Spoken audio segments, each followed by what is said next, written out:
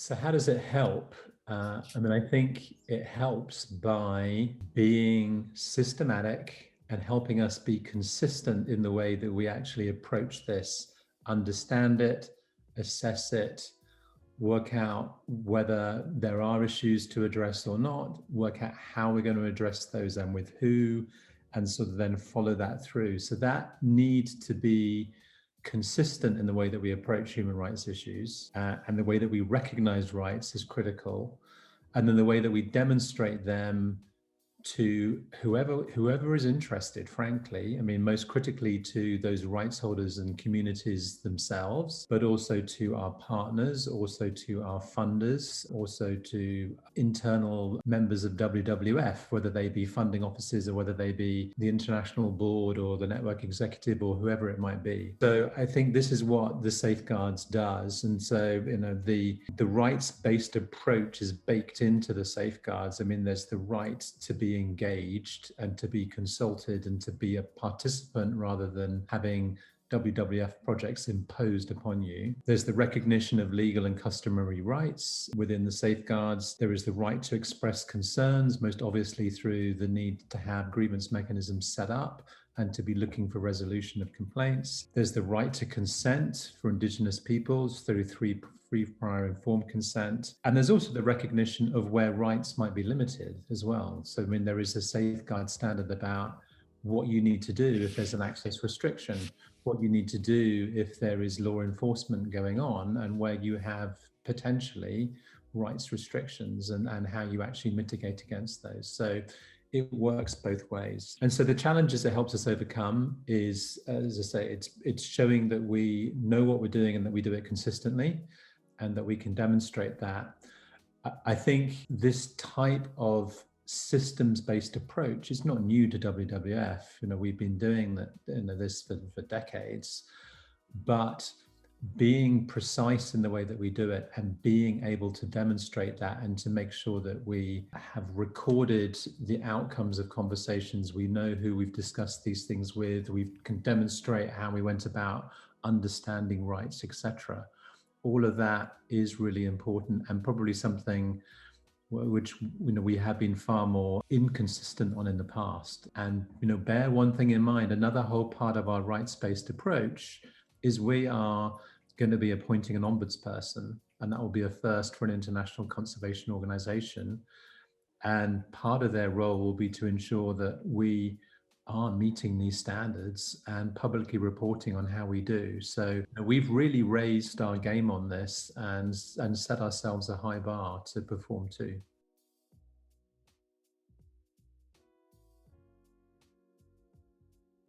Well, again, I think a lot of human rights and rights-based approaches have been there.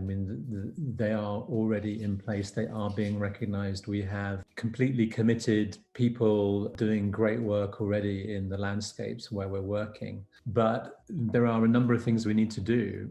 We need to make sure we understand what the current context and agenda is in any place where we're working. And that can be positive and negative. Are we working in a place where the human rights broadly are being respected and being acknowledged by government, or is this an area where human rights abuses are known to occur, and if so, by whom, and what does that mean for our project? So understanding the context, and then as we design our project, how we then will mitigate against that, and what does that mean? And this was a very big part of the panel report, which is how are you choosing your partners? How are you deciding what the red lines will be in the way that you engage with them, whether that be your government or any other partner, so that you are clear on what WWF's expectations are, and if certain expectations around human rights are not met, then what you will do. How do you raise that? How do you escalate that? How do you ultimately decide whether you can stay in that landscape or not? So that's going to be a really important part of this. And then working through, the reality for WWF is that we are in many landscapes for not just 1 or 2 years, but for decades. But things don't stay the same. They're always changing. And so, how do we react and how do we adapt to changing circumstances? How do we react when there is actually the allegation of a human rights abuse? And are we taking the right steps? And again, back to the panel report, we were not, there was no implication that WWF staff were directly involved in human rights abuses. The focus was more on, once we learned of them, did we take the right steps? And so this is the kind of thing, again, going back to our role, understanding our role and expectations versus that of our partners as well, and being clear and back to accountability, transparency, and consistency in the way that we go about this. No, not yet. I mean, it's I think informally we probably have those, and we know when we're put into a position that feels too compromising, but we're working it through. And I think there's a number of things going on as a result of the independent panel, but also which we were working on anyway as part of the commitment to implementing safeguards. So either through individual landscapes that we're looking at, where we know that there is a past history and there is a legacy and there's still a current ongoing issue. So looking at the Salonga landscape in the DRC has been a really intense exercise where the Conservation Quality Committee and Network Executive and the International Board are all engaged to understand under what terms can we stay involved here and what will that look like, and not making an assumption that it's the same as it's always been, because that clearly hasn't resulted in the outcomes that we wanted in relation to human rights. There is ongoing work.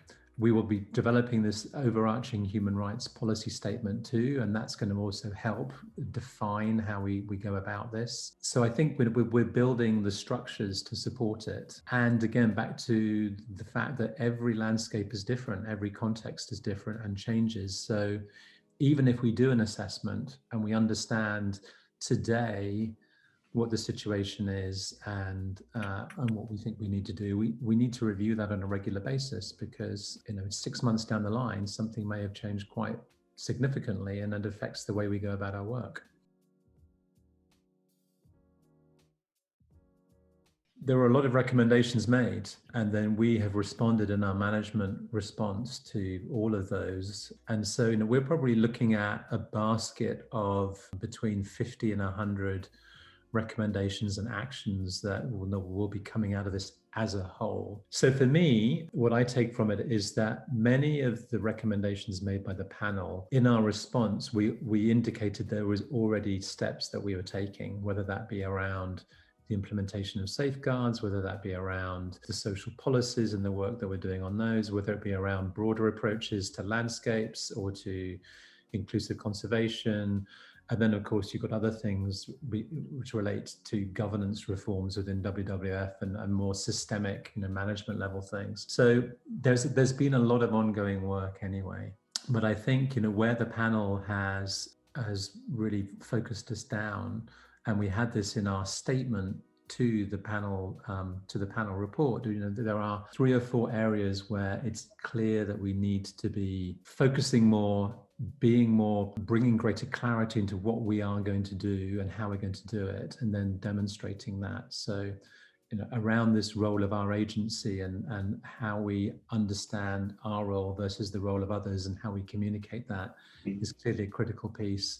The whole engagement with law enforcement and the limits of what we will and won't do there, and the way that we ensure that the support for law enforcement is appropriate, and that law enforcement is held to account as and when it needs to be held to account, and how will that happen. Safeguarding of communities as part of that process, and recognizing their rights, and looking to bring local communities much more actively into the planning, particularly for things like protected areas, where it's, historically it may have been, a sense that it was exclusionary for groups, whereas more recently, and certainly this is something WWF's been supporting for a while, that actually it needs to be inclusive in terms of their ability to access resources, even in protected areas. There is a wide spectrum of things that need to be done, but I think the good news is that many of them we're not starting from the beginning. We're already on that path.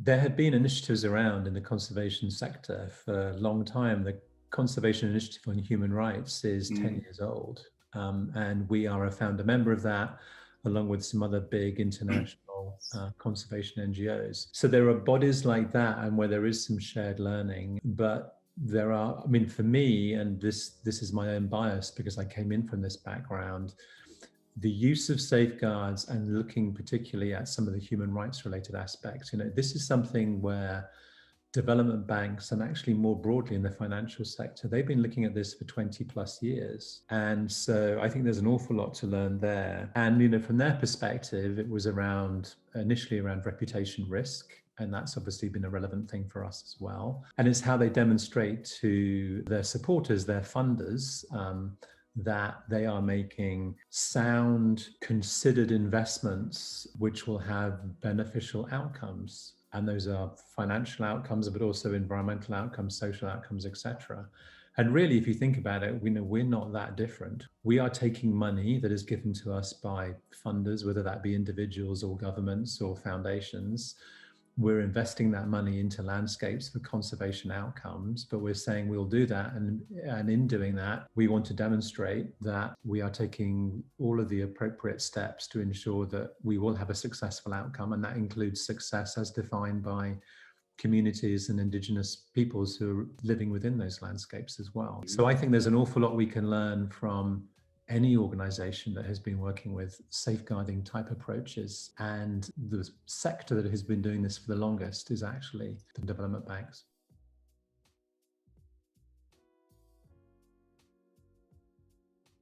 I think the panel report and the terms of reference for the independent panel was, look at us, right? Look at WWF, look at these allegations, bring us your analysis and your feedback on that.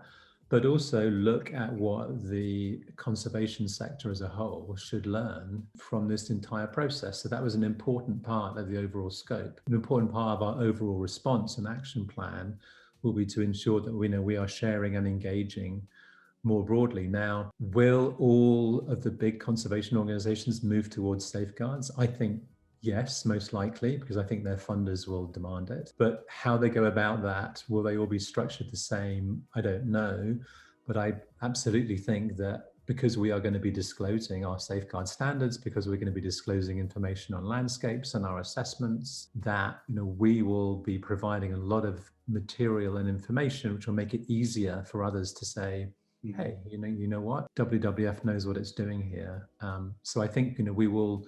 This is a chance for us to lead and shape the way the conservation sector is viewed in its approach to its work, including full respect for human rights. I think so. I mean, and this came from a painful place, right? In terms of the allegations and the need to have that independent assessment, but actually, the independent assessment is providing us with really valuable material, which we can now build on and help others come along on the journey too.